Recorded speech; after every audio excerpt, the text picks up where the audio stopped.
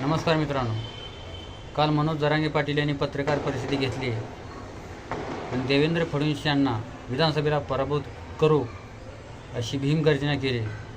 मित्रांनो, देवेंद्र फडणवीस यांना पण पराभूत करा, अजितदादा पवार साहेब यांनासुद्धा पराभूत करा, एकनाथ शिंदे साहेब यांनासुद्धा पराभूत करा, रोहित पवार साहेब यांनासुद्धा पराभूत करा। तसेच जे प्रस्थापित नेते मंडळी आहेत, विखे पाटील साहेब यांनासुद्धा पराभूत करा। या सर्वांना पराभूत केले तरी खऱ्या अर्थी सर्व महाराष्ट्रातील जनता तुम्हाला डोक्यावर घेतल्याशिवाय राहणार नाही मित्रांनो।